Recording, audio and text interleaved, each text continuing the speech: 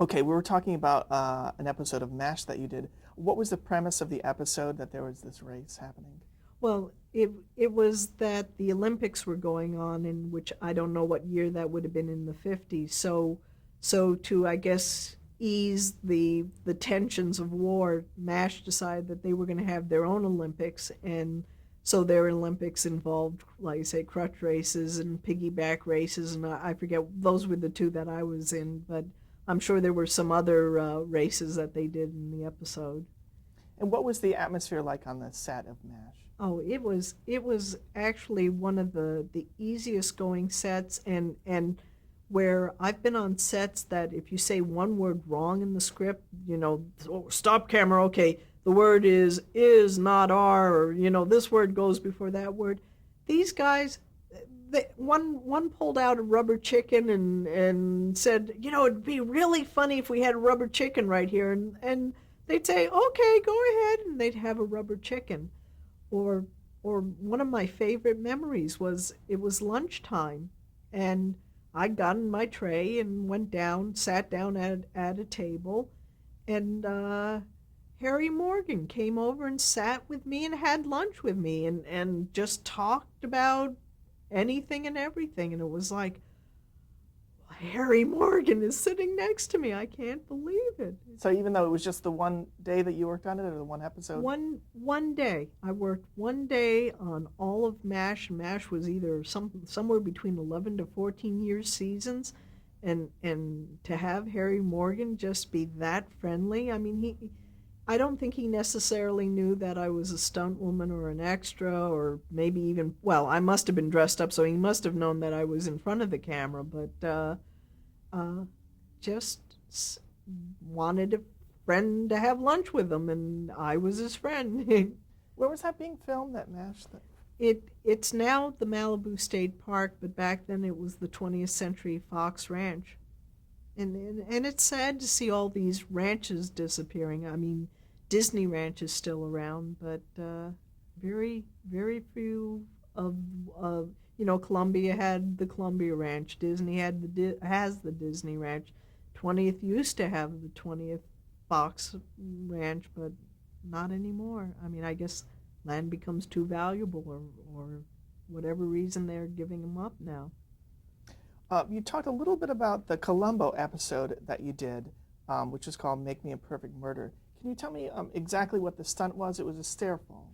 It was a spiral staircase, and I was doubling Lainey Kazan in an evening dress, which was kind of interesting because at Universal they used to have the makeup and wardrobe building, which was right at the for the Universal tram coming down the hill.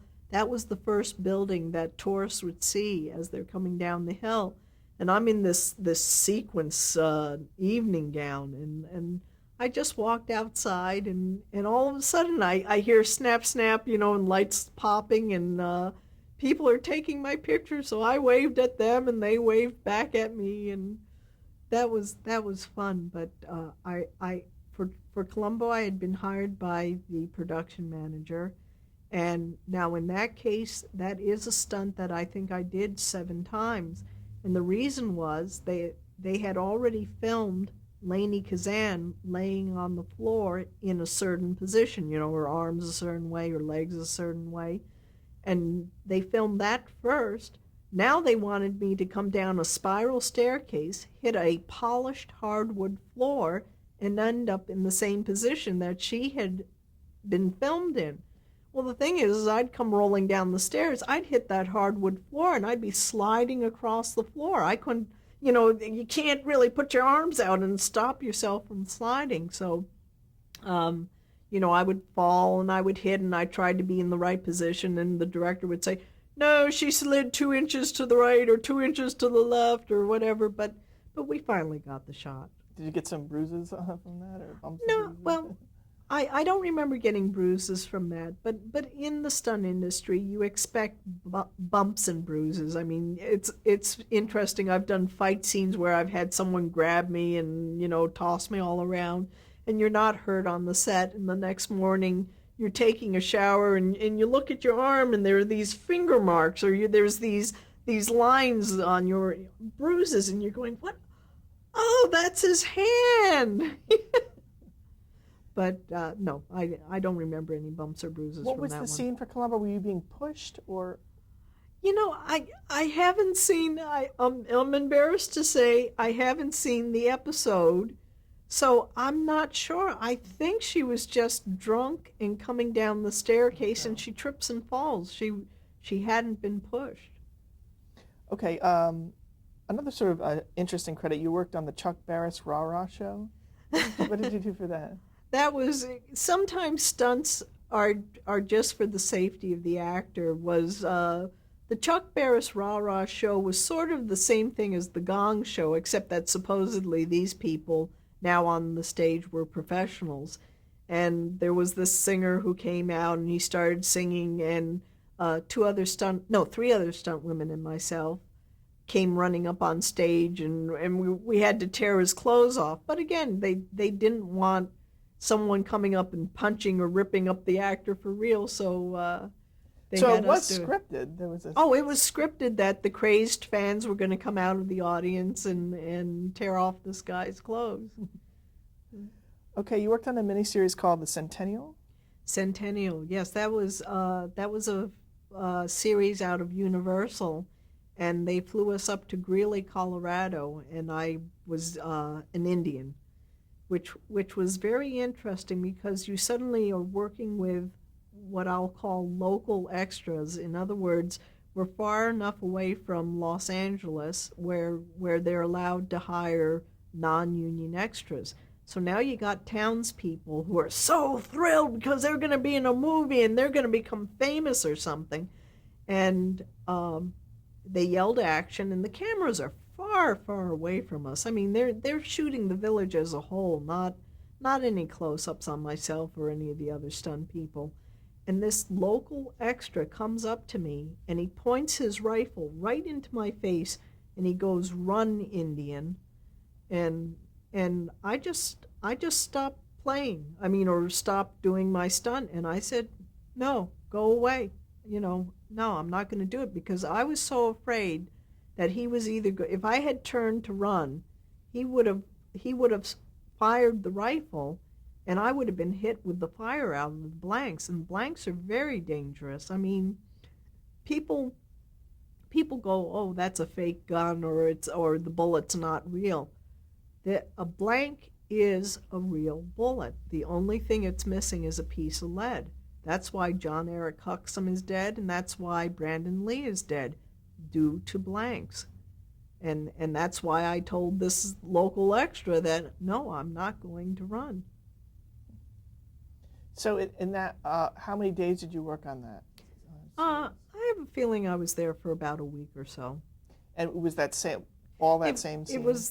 was that the U.S. cavalry was massacring a village. So again, a lot of running and diving, and there's one scene where a stuntman on a horse had a saber, and he slashed me in the back as I was running, and I was supposed to fall and die, and just all. Actually, if you watch the scene, now this is only a stunt person, or I'll say a mother, will tell, and I have stories about my mother when we get to some of the other episodes, is that I'm getting raped by a soldier in Centennial, and if you watch the scene that I'm getting raped in, you'll notice on my knees, my knee pads underneath a tan set of tights. So I didn't know that that Indians had knee pads, but I guess they did in back then or in Centennial. Now, in the one scene that you had just talked about with the guy with the rifle, did anybody ever question you afterward why you stopped doing the scene? Or Again, the camera was so far away, No one no one ever saw it, and that is the reason why I stopped doing what I was doing. It wasn't as if we were dead center in the screen, and by my stopping would have ruined the shot and wasted a bunch of production time. I mean, if anyone even saw it, all they saw was a guy come up to an Indian, point a rifle in their face, and then see the guy ride off. So, no, I did not stop production just because I didn't want to get hurt by this guy. okay, You also worked on the Hardy Boys Mystery, an episode called Campus Terror with Valerie Bertinelli. Yes, that was, again, sometimes stunts don't seem like stunts, but just for safety's sake of the actress, we were in like a fun house, and I had to ride on this ride through the fun house, and then we were on a Ferris wheel all day long, going round and round and round. But there sometimes the mystery more is in the filming of an episode than the episode itself. Was at this fun house. They were moving some of the props of the fun house. I guess this place really existed. And when they were moving one of the mummies, the arm came off, and they found a bone inside of it, and it became a big murder mystery of who was this person who someone murdered somebody and had wrapped them up, and they were now part of this fun house. And if Hardy Boys had not been filming there, to this day, no one would have known about this murder. Did you ever find out? I don't know what became of it, but we made the news. I remember listening to the news. You did a few episodes, actually, of Charlie's Angels. I did a few episodes of Charlie's Angels. Well, I worked for Aaron Spelling on a bunch of different shows: Strike Force, Bad Cats, and Charlie's Angels. One I was a passenger in a car that we struck an old lady, but again, due to safety's sake, as opposed to having an extra as a passenger, because of the sliding of the truck, they had me as being the woman in the truck. And then there was another one called Bogus Angels, where these women dressed as the angels were running away in a mall, and I was one of many people coming up a staircase, and they came running down and knocked us down, and we came rolling, several stunt women, so multiple stair fall down the steps of a mall, actually very close to here. Okay,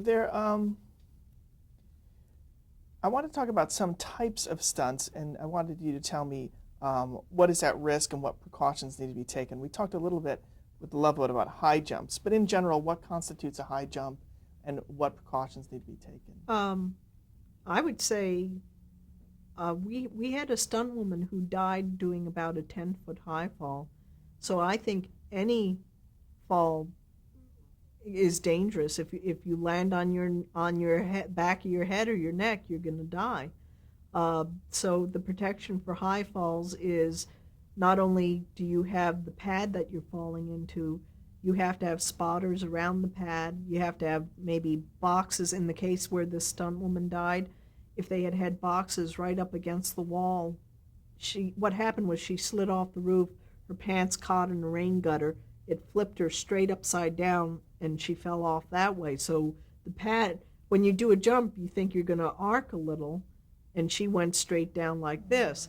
Had they had boxes or the pad right up against the wall, she might have still landed on her head, but she would have landed on the pad. How did you know about that accident? Did you witness it? No, I didn't witness it, but I'm not sure if it was during the time that I was on the board of directors of the Screen Actors Guild or just on the Stunt and Safety Committee, but it's a small enough community that when someone gets hurt or killed, you definitely hear about it. And usually you know the people. I mean, if they are stunt people who work in this industry all the time, they're probably friends of yours.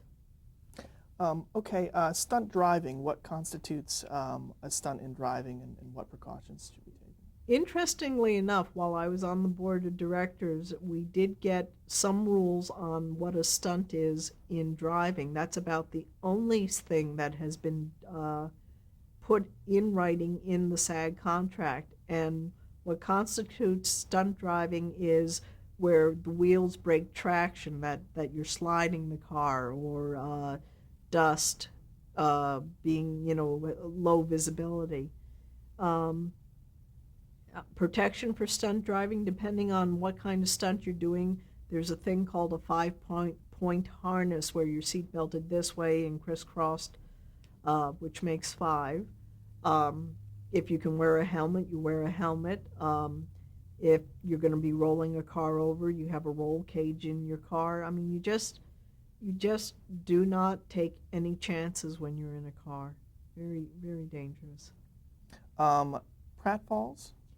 Pratfalls is a matter of padding up again, knee pads, elbow pads. If you know you're going to be hitting on your ribs, if you can get a pad, or wetsuits are the most amazing things in the world. And also another thing is, I tell actors or stunt people that pads don't necessarily stop you from getting hurt. They take away the sting, but just because you have a pad on your elbow doesn't mean you're going to slam it into the wall on purpose. You're supposed to be falling down in a pratfall flat enough that you're not going to jar your body. And what do you use to suit up? Uh, Again, depending on the costume, the problem is on Star Trek. Those are such skin tight costumes. Sometimes you can't wear pads at all, or you wear neoprene pads, which is like I say, like a wetsuit. Except it's just like the wetsuit suit sleeve as opposed to the whole suit. If your clothes are bulkier, then you can wear a much thicker pad. If if you're going to be falling on gravel, and again, if your costume allows it, there are pads that have plastic cups on the knees and elbows, or you have heel cups that are plastic, and you can wear those, which gives you a lot more protection.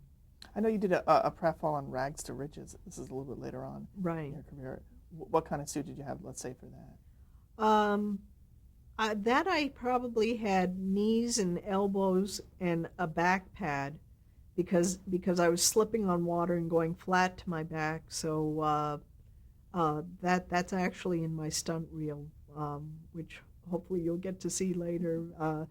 You'll see this fall, and it just is a bone crunching thump that I take. But you learn to keep your head tilted like that. You don't let your head fall backwards, or you're going to knock yourself out.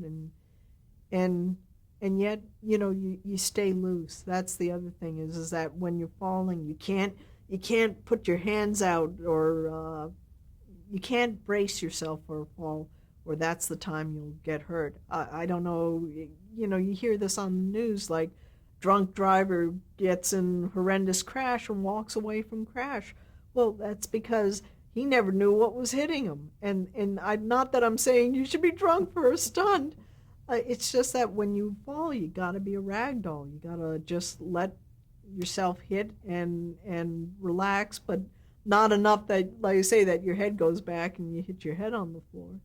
And also, like, say for that show, that's a comedy. Is there also you're trying to it's played for laughs, so you're also trying to fit the mood of the. Um, I wish I could think of the line that an actor once said is you must play comedy like a drama or it's not funny. If I came running into the room going and fall, it would have lost the the scene. Was the girls were playing in water, and the head of the orphanage comes in and she's very angry. So if she came in acting like the Three Stooges, it wouldn't have been funny. It was funnier that she came in and she was yelling and she was mad, and then she just slips on the water and just does this horrendous fall. Okay, stair falls we talked a little bit about, but what kinds of precautions need to be taken for a typical stair? Stair falls are like pratfalls. You gotta pad up your back and your knees and your elbows. And the other thing is you gotta look at the staircase, see how wide it is. Is it metal? Is it wood? Is it carpeted? I had to do a stair fall on Star Trek Deep Space Nine, the last episode, What We Leave Behind, and the danger of that staircase was uh, it was open railings. Just like every third step was a piece of metal, and if I were to roll to one side and get my head beyond the staircase, I would have whacked my head or my neck or my face on the piece of metal. So it wasn't even the staircase that was the danger. In this case, it was the banister, the poles that come up, that was the dangerous part of the stair fall. The other thing is that, and as crazy as this sounds, is that You walk up a staircase and you sit down on the top step and you just start to roll, and you see where your arm or your elbow is going to hit, and then especially if they want you to turn in the middle of the, if they want you with your head to this side to begin with, but your head to this side when you end, um, you just sit on the staircase and you start to roll, and then you decide, okay, this is the point that I'll flip myself over this way and roll this way. And then if the director says, and I want you to end up with your head in this direction, you just kind of walk it out, or roll it out, I guess. Actually, not, because you're talking about stair falls, I did a stair fall on Melrose Place, and I had to go down a cement staircase. So in this case, I was able to get the hard plastic pads underneath me. But I remember the director coming up to me saying, "Now, how far do you think you're going to get down the staircase?" This was at the courthouse in downtown LA, and it's sort of like one staircase, a landing, and a second staircase. And he was hoping that I would get down to the landing. That's where he wanted me to end up, if at all possible. But he asked me, "How far do you think you're going to roll?" And I said, "Well, if I don't stop myself, I'm going to roll all the way to the street." I mean, once you pick up momentum, you're on your way. Okay, let's talk a little bit about fire stunts. What's the difference between a full burn and a partial burn? A full burn is when you're completely engulfed in fire, and most likely you have a headpiece on and you're breathing off of an air tank, or there is fire gel nowadays that this stuff miraculously you put it on your face and you won't get burned from it. Um, but a full burn is completely engulfed. Partial burn could be any part of your body. I did a partial burn for Devil Dogs, Hounds of Hell. It was a movie of the week where a woman was praying and she stuck her arm accidentally in a candle and it caught her arm on fire. And so that's considered a partial burn. And in that case, your face is exposed. And another thing that I warn people about, I've done safety lectures, is that you got to be careful about hairspray. Is hairdressers want to spray your hair with hairspray. Well, hairspray is highly flammable. So, you may have your arm on fire, but if your head is full of hairspray, and you're doing this, you might catch your hair on fire. And we have had an accident where a stunt man was doing a partial burn on his lower back, and the flame jumped to his wig, and it burned his head. You mentioned earlier that you had made your own fire suit. What was it made out of, and how did you make it? It was aluminized ceramic cloth was the material that it was made out of, and I designed it. I was brave. Talk about being brave. Sometimes I say talking is being brave. I went to a stuntman who I knew had a fire suit, and I asked him if I could look at his fire suit so I could design my fire suit, and he was willing to let me see his fire suit, and that's how I designed it, and built the suit and went out and tested it. And what are the materials? Do you remember what the actual material was? Oh, well, it's called aluminized ceramic cloth.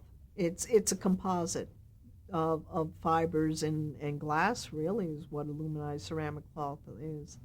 Can you talk about when you first used it, or did you ever? Like I say, the test run was I had borrowed a helmet from another stuntman, and that the thing is, I think in the community, in the stunt community, you end up with groups of people that want to help you out, that want to see you succeed, and there were several stuntmen that night. They helped me get the suit on and put you put bigger clothes over your fire suit, and then they put glue on me.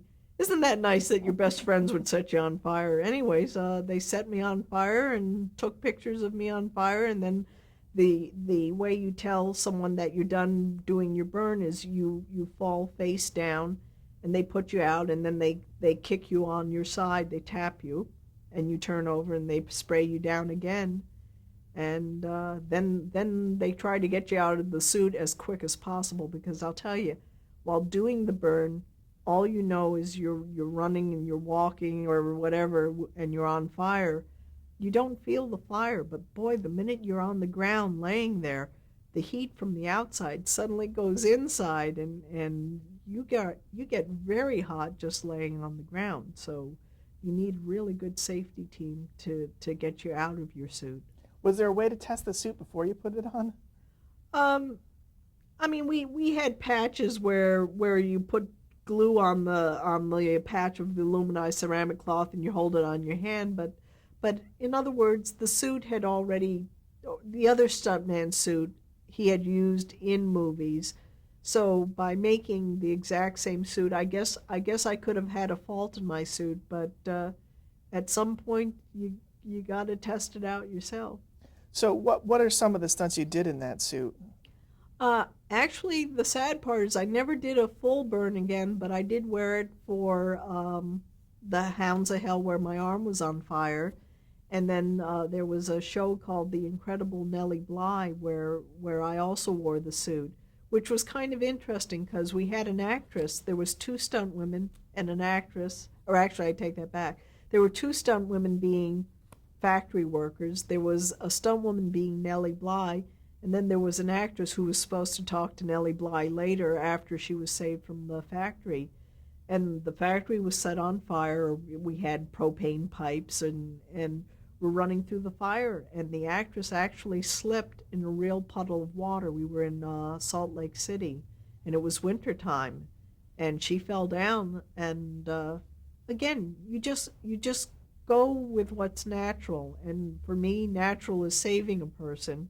Is I scooped her up, and we continued the shot and finished the shot. And if you watch the episode, it just looks natural that three women are running and one falls down, and then you see the other one picking her up, and then the three of us are all huddled together screaming until Nellie Bly comes and saves us. Did you ever do a jump with the burning suit?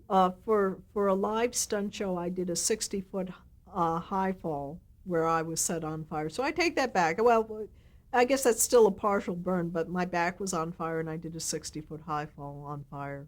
So is that particularly dangerous because you're doing two stunts at once? It's extremely dangerous because while being on fire, as you're doing the flip in the air, the fire could come around and engulf your face because I didn't have a helmet on when I'm doing a high fall. And I didn't have any gloves on either. I want to talk about two movies you did in the late 70s. One was called I Want to Hold Your Hand. Can you talk about how you got cast in that and what that movie was about?